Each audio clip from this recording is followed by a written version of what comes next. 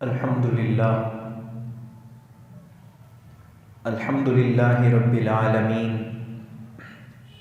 والصلاة والسلام علی اشرف الانبیاء والمرسلین وعلی آلہ واصحابہ اجمعین۔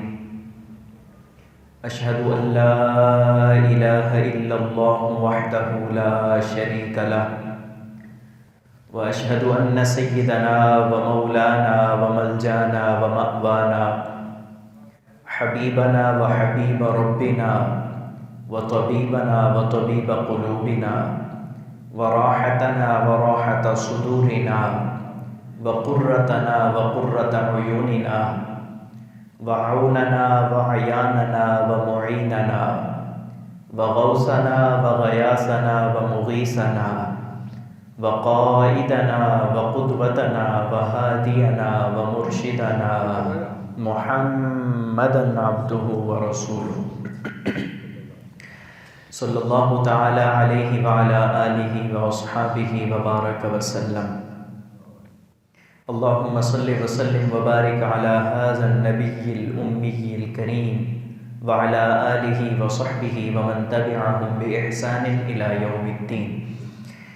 اما بعد فقد قال اللہ تبارک وتعالی فی القرآن المجید والبرہان الرشید۔ اعوذ باللہ من الشیطان الرجیم، بسم اللہ الرحمن الرحیم۔ وما آتاکم الرسول فخذوہ وما نہاکم عنہ فانتہوا واتقوا اللہ ان اللہ شدید العقاب، صدق اللہ مولانا العظیم۔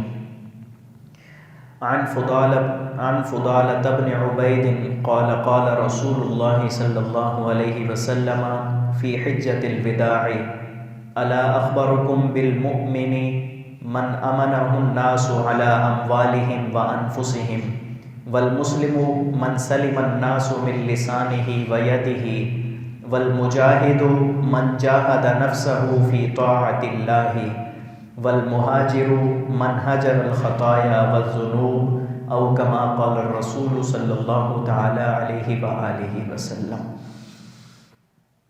ان اللہ وملائکتہ یصلون علی النبی یا ایہا الذین آمنوا صلوا علیہ وسلموا تسلیما۔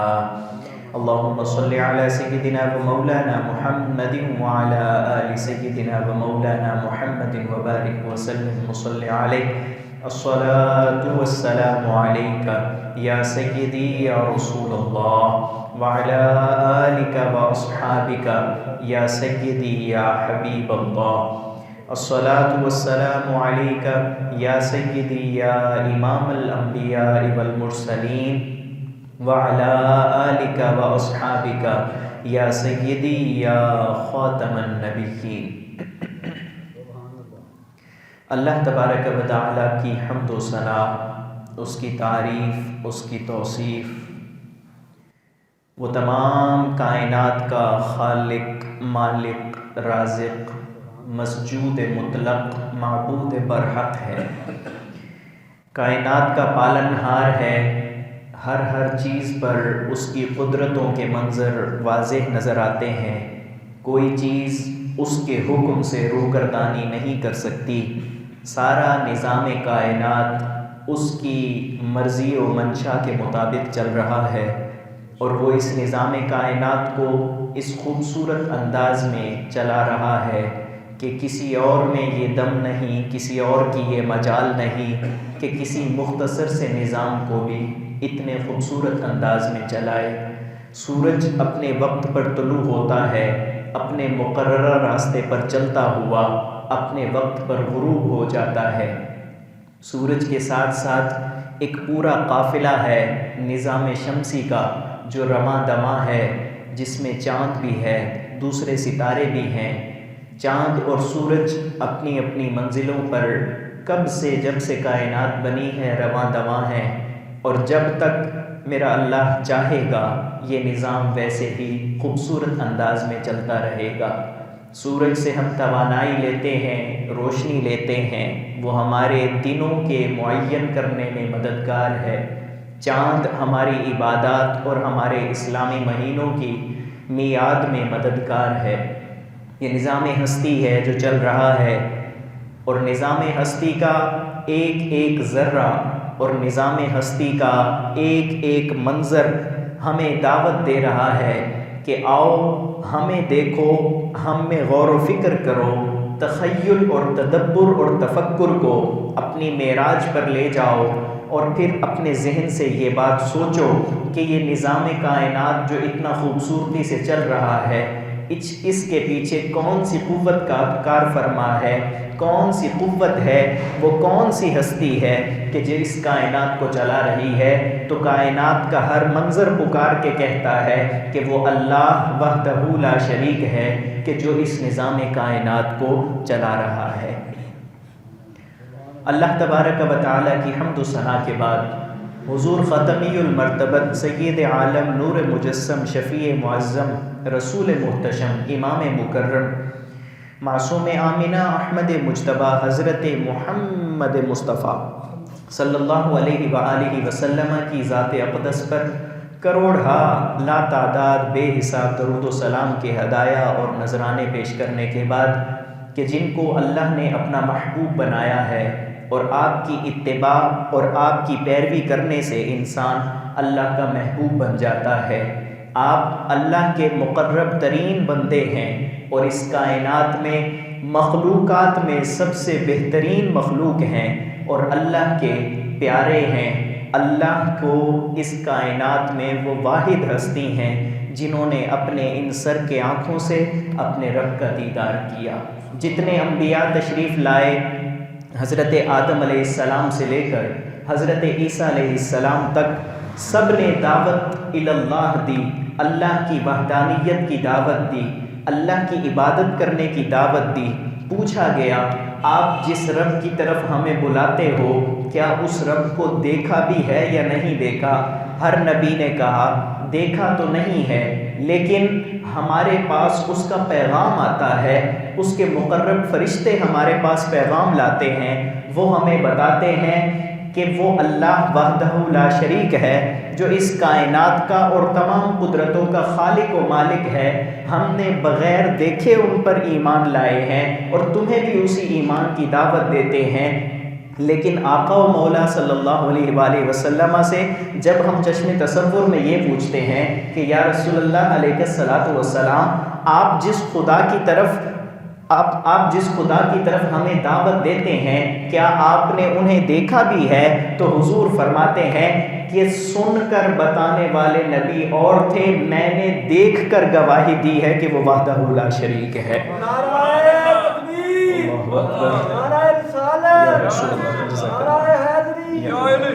تو حضور علیہ السلام کو اللہ نے یہ مقام اور مرتبہ عطا فرمایا۔ پچھلے 2 جمعوں سے آپ کے سامنے حدیث مبارکہ کی اہمیت پر کچھ گفتگو کی تھی، اور آپ سے وعدہ تھا کہ حدیث مبارکہ کا درس شروع کریں گے۔ تو آج اس حدیث مبارکہ کا پہلا درس ہے۔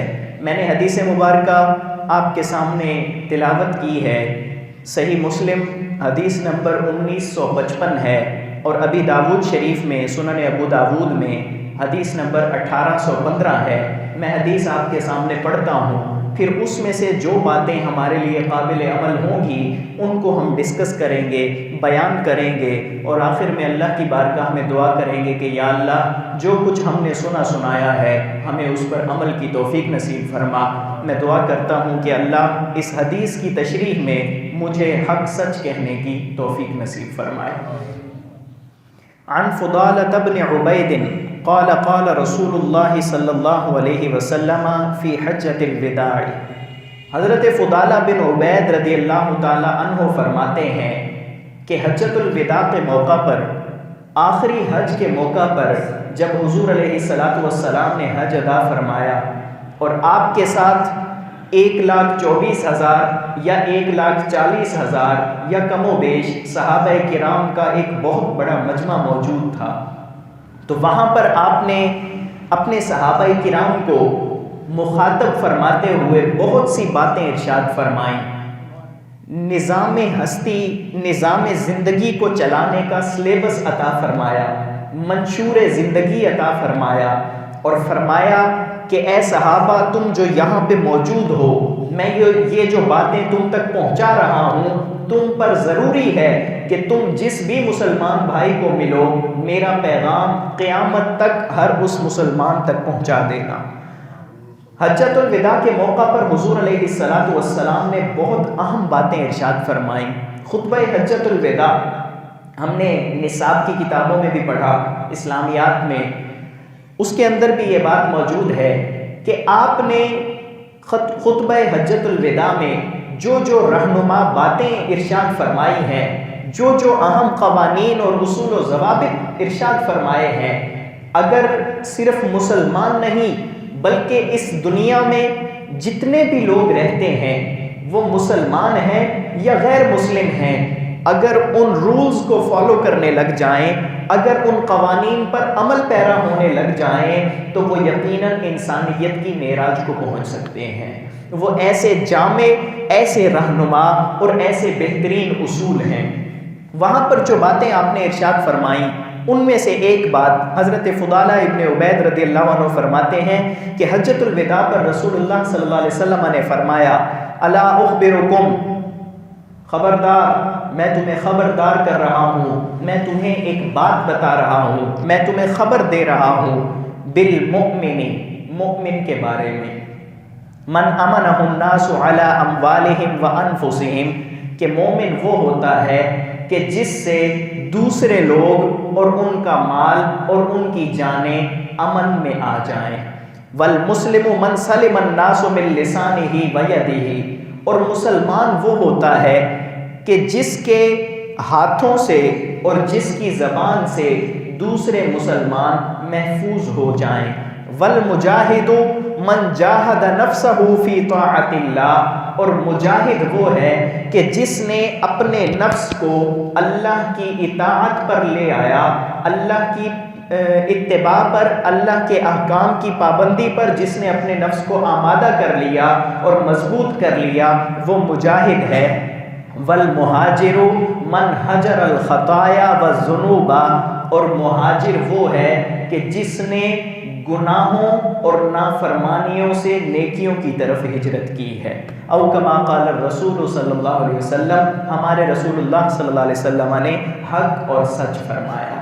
یہ بات اپنے ذہن میں رکھ لیجئے کہ نظام ہستی درہم برہم ہو سکتا ہے، پہاڑ اپنی جگہ تبدیل کر سکتے ہیں، زمین آسمان پر پلٹا کھا سکتی ہے، ستاروں کا آپس میں کلیش اور ایکسیڈنٹ ہو سکتا ہے، لیکن رسول اللہ صلی اللہ علیہ وسلم کی زبان اقدس سے جو بات ادا ہو گئی ہے وہ بات کبھی جھوٹی نہیں ہو سکتی۔ یہ بات ایک پختہ عقیدے کے طور پر اپنے ذہن میں بٹھا لینی چاہیے۔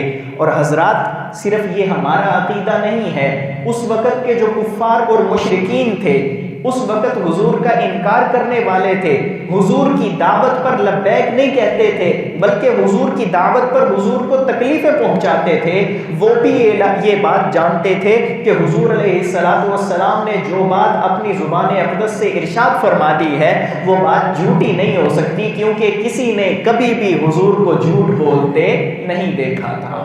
کوہ صفا پہ چلتے ہیں جہاں پر حضور علیہ السلام نے پہلی بار کھلم کھلا اللہ کے حکم کے مطابق اسلام کی دعوت پیش کی۔ آپ کوہ صفا پر تشریف لے گئے، آپ نے فرمایا کہ اے قریش، اے یہاں پہ رہنے والوں، سب اکٹھے ہو جاؤ، میری بات سنو۔ سب لوگ آ گئے، آپ پہاڑی پہ کھڑے ہیں، سب لوگ قریب ہوتے آ رہے ہیں، ابو جہل بھی ہے، ابو لہب بھی ہے، عتبہ عتیبہ بھی ہیں، شیبہ بھی ہے، دیگر مشرکین مکہ بھی ہیں، وہ سب موجود ہیں۔ اب حضور علیہ السلام نے فرمایا کہ اگر میں تمہیں بتاؤں کہ پہاڑ کی اوٹ سے، پہاڑ کا وہ حصہ جو تمہاری نظروں سے اوجھل ہے، اس طرف سے ایک لشکر آ رہا ہے اور وہ لشکر تم پہ حملہ کرنا چاہتا ہے، تو کیا تم میری بات مان لو گے؟ اب یہاں پہ ذرا گہرائی سے سوچئے کہ انہوں نے کہہ تو دیا کہ ہاں سچ ہے، آپ سچ فرماتے ہیں، ہم نے آپ کو کبھی جھوٹ بولتے ہوئے نہیں دیکھا۔ آپ سمجھتے ہیں کہ جب ایک لشکر چلتا ہے تو اس کے چلنے کا ایک شور ہوتا ہے، گھوڑوں کے ہنہنانے کی ایک آواز ہوتی ہے، جب وہ لشکر چل رہا ہوتا ہے تو گرد و غبار کا ایک بادل اٹھ رہا ہوتا ہے جس سے میلوں دور پتہ چل جاتا ہے کہ کچھ لوگ اکٹھے ہو کر آ رہے ہیں، ایک فوج آ رہی ہے، ایک لشکر آ رہا ہے۔ وہ پہاڑ کے اس جانب کھڑے تھے، انہوں نے گرد و غبار بھی نہیں دیکھا تھا، انہوں نے گھوڑوں کے ٹاپوں کی آواز بھی نہیں سنی تھی، انہوں نے گھوڑوں کے ہنہنانے کی آواز بھی نہیں سنی تھی، انہوں نے کسی چیز کی آواز نہیں سنی تھی، انہیں پتا تھا کہ دوسری طرف کچھ بھی نہیں ہے، لیکن حضور علیہ السلام کی زبان اقدس پر انہیں اتنا اعتماد تھا، اتنا یقین تھا، اتنا وہ اس بات کے بارے میں اپنے آپ پر متفق تھے، اپنی ذات پر اعتماد کر رہے تھے۔ عرض کرتے ہیں کہ اگرچہ ہمیں کوئی نشانی نظر نہیں آ رہی، لیکن آپ نے فرما دیا ہے کہ اس طرف سے لشکر آ رہا ہے تو ہم اس بات کو دل و جان سے تسلیم کرنے کے لیے تیار ہیں، کیونکہ آپ صادق اور امین ہیں، نہ آپ نے کسی کی امانت میں کبھی خیانت کی ہے، نہ آپ کی زبان اقدس سے کبھی جھوٹ جاری ہوا ہے۔ تو نہ صرف یہ ہمارا عقیدہ ہے، بلکہ وہ لوگ جنہوں نے آپ کی تعلیم کا انکار کیا، جنہوں نے آپ کی دعوت کا انکار کیا، جنہوں نے آپ کی دعوت پر لبیک نہیں بھی کہا، پھر بھی وہ امانتیں حضور کی بارگاہ میں رکھواتے تھے، پھر بھی وہ حضور کی باتوں پر اعتماد کیا کرتے تھے۔ تو یہ حضور علیہ السلام کے قول کی سچائی ہے۔ اب جی 4 چیزوں کے بارے میں حضور علیہ السلام نے ہمیں فرمایا: مومن، مسلم، مجاہد اور مہاجر۔ کیا جی؟ مومن ہے، مسلمان ہے، مجاہد ہے اور مہاجر ہے۔ یہ 4 میمیں اکٹھی ہو گئی ہیں۔ ان 4 میموں کے بارے میں حضور علیہ السلام نے ہمیں رہنمائی عطا فرمائی۔ وہ حجۃ الوداع کے موقع پر آپ نے فرما دیا، آپ نے بتا دیا کہ مومن کون ہوتا ہے، مسلمان کون ہوتا ہے، مجاہد کون ہوتا ہے اور مہاجر کون ہوتا ہے۔ اب جی مومن کون ہوتا ہے؟ مومن لفظ نکلا ہے امن سے۔ کس چیز سے جی؟ امن سے۔ مومن لفظ نکلا ہے امن سے، اس کا اوریجن پوائنٹ جو ہے وہ امن ہے، اس کو جو اشتقاق کیا گیا ہے وہ امن سے ہے۔ اب امن کا کیا مطلب ہوتا ہے؟ کہ کسی دوسرے کی طرف سے انسان پر اعتماد ہو جائے کہ مجھے اس کی طرف سے کوئی تکلیف نہیں پہنچ سکتی۔ تو فرمایا میں تمہیں خبر دیتا ہوں مومن کے بارے میں۔ مومن کون ہوتا ہے؟ من امنہ الناس علی اموالہم وانفسہم۔ مومن وہ ہوتا ہے کہ جس سے دوسرے لوگ اپنے مال کو بھی محفوظ سمجھیں اور اپنی جانوں کو بھی محفوظ سمجھیں، اس کی طرف سے کوئی خطرہ محسوس نہ کریں۔ اب ایک مومن کیوں ہوتا ہے؟ ذرا یہ بھی تو سوچئے نا، ایک ایمان لانے والے کو، کلمہ پڑھنے والے کو مومن کیوں کہا گیا؟ کیوں؟ اس لیے کہ وہ ایمان کے ارکان پر اسلام لے آتا ہے، اس چیز کو قبول کر لیتا ہے، وہ مان لیتا ہے کہ اللہ وحدہ لا شریک ہے، وہ تسلیم کر لیتا ہے کہ حضور علیہ السلام کے سر اقدس پر اللہ نے ختم نبوت کا تاج سجایا ہے، آپ اس کائنات کی عظیم ترین معزز ترین مخلوق ہیں، اللہ تبارک و تعالیٰ کی ذات کے بعد اس کائنات میں سب سے معزز محترم ہستی حضور کی ذات ہے۔ وہ نماز کے فرض ہونے پر ایمان لاتا ہے، وہ روزے زکوٰۃ اور حج کے فرض ہونے پر ایمان لاتا ہے، وہ تمام ضروریات دینیہ کے فرض ہونے پر ایمان لے آتا ہے۔ جب وہ ایمان لے آتا ہے پھر وہ بن جاتا ہے مومن۔ اور مومن کون ہوتا ہے؟ جس کو اللہ تبارک و تعالی اپنی ناراضی اور اپنے عذاب سے امن دے دیتا ہے کہ جا میرے پیارے بندے، تو نے مجھ پہ ایمان لایا، تو میرے نبی پر ایمان لایا، تو نے تعلیمات اسلامیہ کو دل و جان سے قبول کر لیا، اب جا تجھے خوشخبری یہ ہے کہ تو میرے عذاب سے بھی محفوظ ہے اور تو میری ناراضگی سے بھی محفوظ ہے۔ یہ ہے ایک مومن۔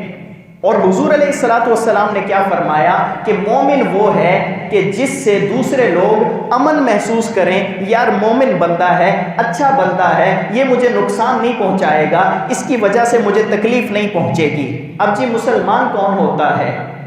مسلمان لفظ نکلا ہے سلمہ سے، اور سلم کا مطلب ہوتا ہے سلامتی، آسائش، آسانی اور دوسرے کی طرف سے تکلیف سے محفوظ رہنا۔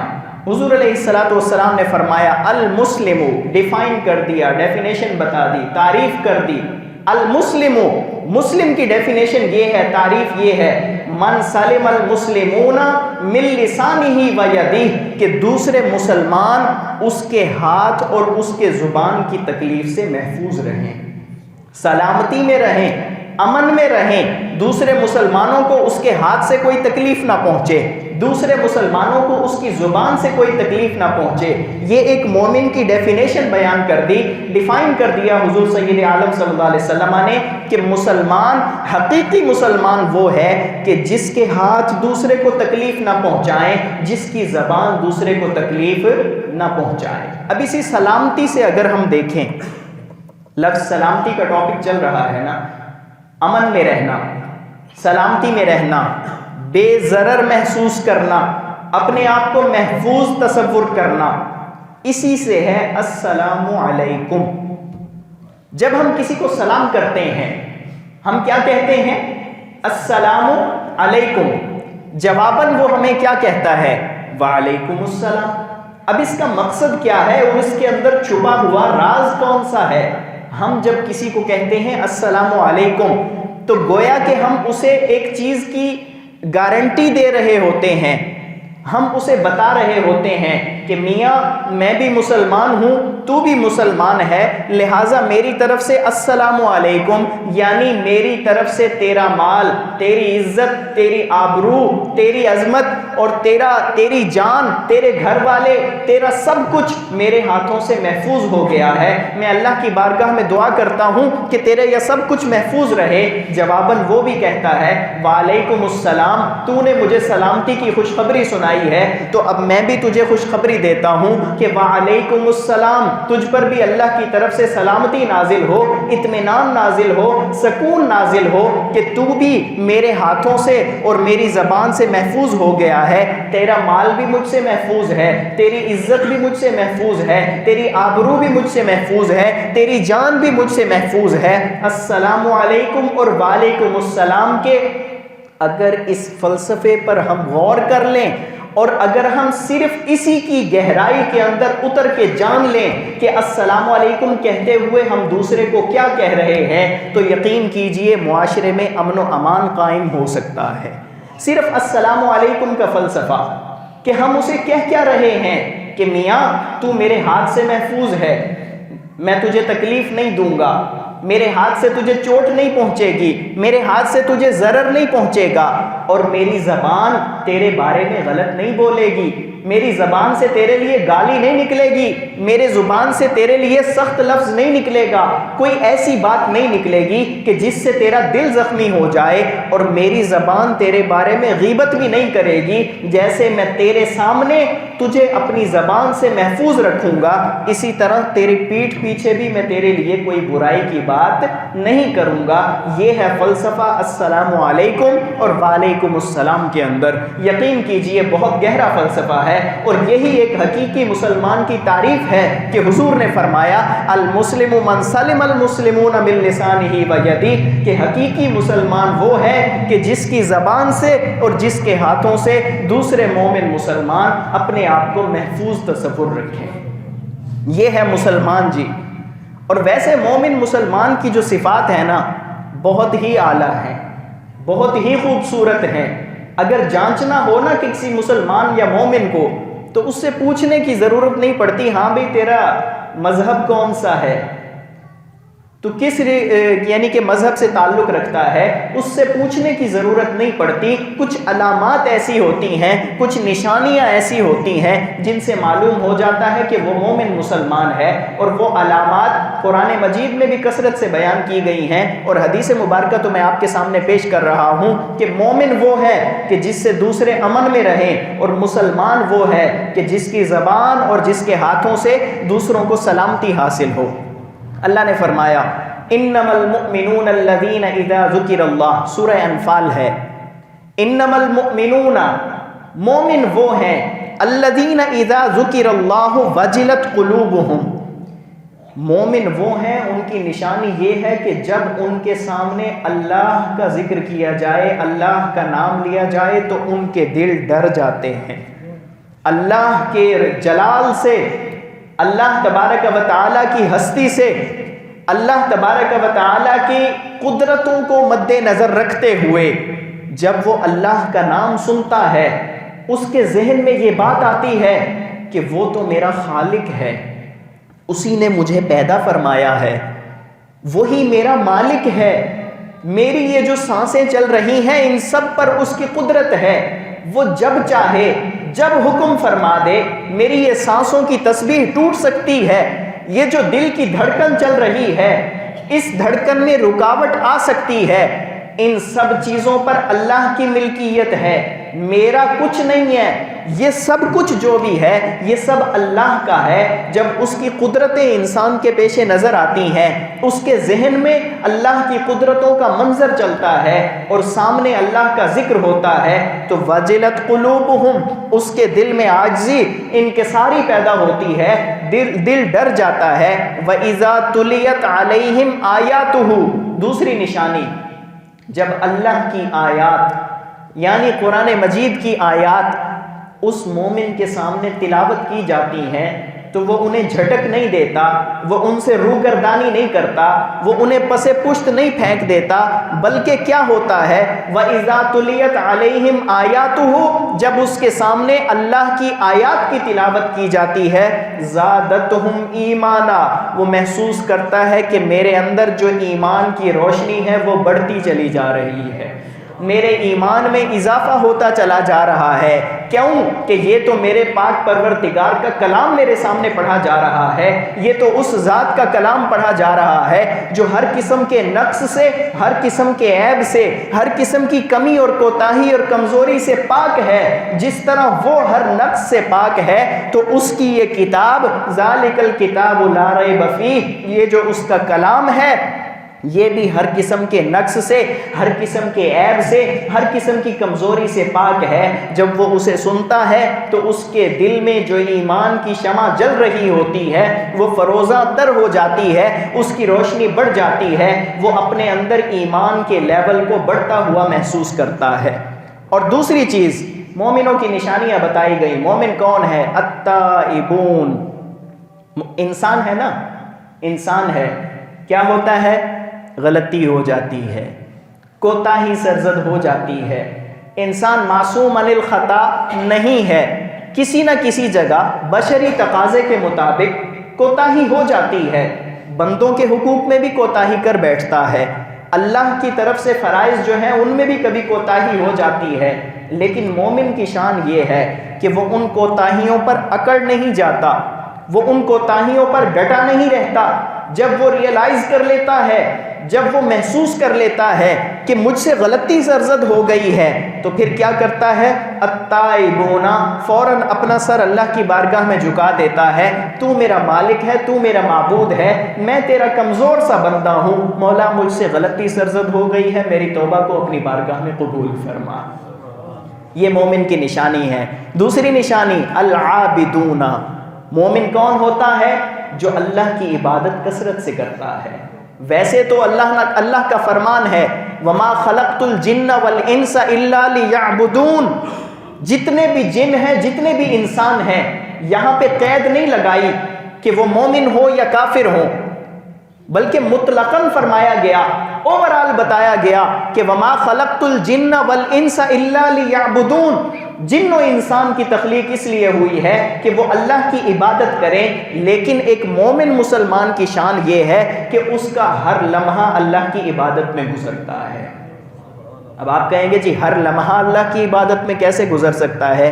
یہی تو بات ہے کہ ایک مومن مسلمان کر اپنا کاروبار رہا ہوتا ہے، لیکن ذہن میں یہ نیت ہے رزق حلال کماؤں گا، اپنے بچوں کو کھلاؤں گا، اپنے بچوں کو حرام کے رزق سے محفوظ رکھوں گا، وہ کر اپنا بزنس رہا ہوتا ہے، نامہ اعمال میں فرشتے عبادت درج کر رہے ہوتے ہیں۔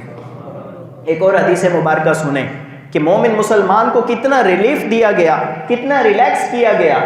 اب رات کو اٹھ کر اللہ کی عبادت کرنا یہ ایک بہت بڑی بات ہے اور بہت پسندیدہ بات ہے، لیکن کو سارے دن کا تھکا ہوا مزدوری کرتا ہے، اگر وہ راتوں کو عبادت کرنے لگ جائے تو مزدوری نہیں کر سکے گا، اور مزدوری کرنے سے تھکاوٹ اتنی ہوتی ہے کہ راتوں کو کھڑا نہیں ہو سکتا، اس کے لیے بھی خوشخبری ہے۔ میرے حضور صلی اللہ علیہ وسلم نے فرمایا کہ جو شخص نماز عشاء جماعت سے ادا کرے اور صبح اٹھ کر نماز فجر جماعت سے ادا کرے اور جا کر اپنے بستر پہ عشاء سے فجر کے درمیان سویا رہے، اس نے عشاء با جماعت ادا کی، فجر با جماعت ادا کی، اپنے بستر پر سوتا رہا، خراٹے لے رہا تھا، لیکن فرشتے اس کی ہر سانس کے بدلے نامہ اعمال میں عبادت درج فرما رہے تھے۔